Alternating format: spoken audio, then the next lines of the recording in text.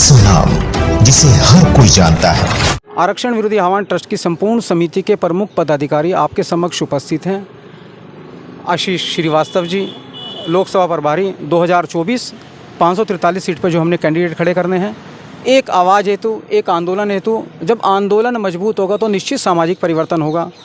और साहित्यिक जगत से तनु श्रीवास्तव जी हैं, लेखिका हैं साहित्यिक जगत से, और संगीत जगत से जो है मानसी सिसोदिया जी हैं, और प्रमुख पदाधिकारी हमारे राजेश उपाध्याय जी, PS गोयल साहब, राजेश रावल जी और अनेक पदाधिकारी हमारे समक्ष उपस्थित हैं।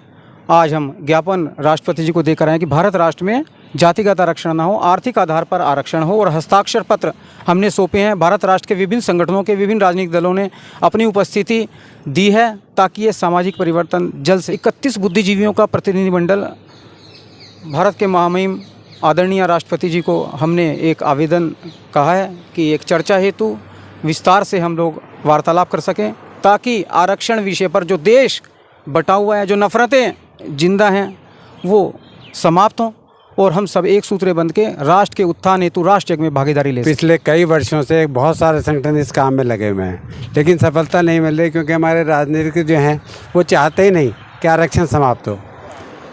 एक गरीब वर्ग जो बेचारा परेशान है और वो OBC वगैरह कुछ नहीं है, लेकिन उसे आरक्षण नहीं मिलता, तो ये बहुत हमारे देश की विडंबना ही समझिए। आरक्षण विरोधी आह्वान ट्रस्ट के अंतर्गत मैं यहाँ उपस्थित हुआ हूँ एक पदाधिकारी के तौर पे। देखिए, जो आरक्षण है, हमारा मेन मुद्दा जो है वो किसी के आरक्षण को या किसी को जो मिल रहा है उसको ठेस पहुँचाना या उससे छीनना नहीं है। हमारा मेन मुद्दा है कि जो आरक्षण है वो आर्थिक रूप से हो, ताकि देश जो है वो सशक्त रहे, संपन्न रहे। आप ये देखिए, रामकृष्ण का देश है, यहाँ कभी आरक्षण जैसी कभी चीज़ें नहीं रही।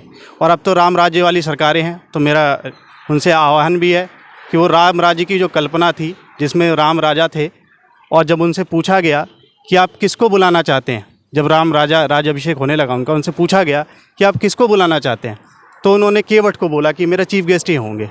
तो जब इस कल्पना के राम थे हमारे, तो अब राम राज्य की सरकार है। मैं चाहता हूं कि वो कल्पना पूरी हो। आरक्षण बहुत सालों से है। पहले आरक्षण 10 सालों तक दिया गया था, फिर ये लोग राजनीति, वोट बैंक की राजनीति करते करते आरक्षण बढ़ाते गए।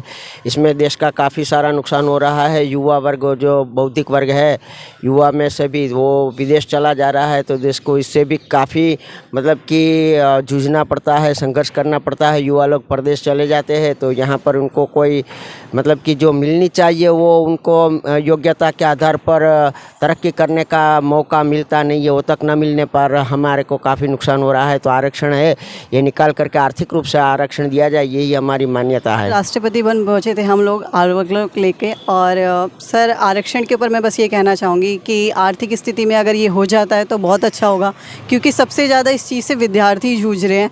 उनको कितना भी वो मेहनत कर ले, पर एक जाति विशेष को ही वो सीटें मिलती हैं, चाहे वो विद्यार्थी के क्षेत्र में हो, चाहे वो कला के क्षेत्र में हो। तो मैं चाहूँगी कि आर्थिक स्थिति पे आरक्षण मिले तो सबके हित में हो। बिल्कुल। मैं सर्वप्रथम आदरणीय प्रवीण जी को मैं तहे दिल से धन्यवाद देना चाहूँगा कि इन्होंने मुझे सम्मान दिया और आज बुलाया। बिल्कुल, आरक्षण जो है जाति आधारित ना होकर के केवल आर्थिक रूप से होना चाहिए, क्योंकि आरक्षण जो है ये एक सरकारी सुविधा है और सुविधा केवल ज़रूरतमंद को मिलना चाहिए। ज़रूरतमंद का पैमाना जातिगत नहीं हो सकता, केवल आर्थिक हो सकता है। वो जो जन्म लेता है वो एक बहुत ही विषैला रूप ले चुका है आरक्षण। जो प्रारंभ में एक मुद्दा था कि जो वंचित हैं, जो दबे हैं, उनको उठाया जाए, लेकिन वह आरक्षण एक राजनीतिक वोट बैंक बन गया है। तो हम चाहते हैं सभी हमारे सदस्य मिल करके माननीय अरोड़ा जी के नेतृत्व में कि सभी राजनीतिक सत्ताएं, सभी सरकारों से कहना है कि आप चिंतन करें, विमर्श करें कि क्या यह आरक्षण की जो पद्धति चल रही है सही है या गलत है। अगर सही है तो इसमें सुधार करें, अगर गलत है तो इसे हटाएं। ऐ मेरे वतन के लोगों, तुम खूब लगा लो नारा, ये शुभ दिन है हम सबका, लहरा लो तिरंगा प्यारा, पर मत भूलो सीमा पर वीरों ने है प्राण गवाए, कुछ याद उन्हें भी कर लो, कुछ याद उन्हें भी कर लो, जो लौट के घर ना आए, जो लौट के घर ना आए।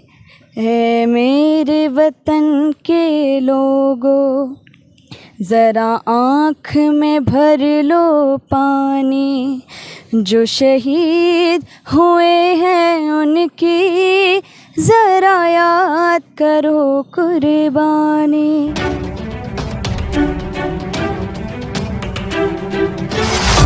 मीडिया इंडस्ट्री में एक ऐसा नाम जिसे हर कोई जानता है।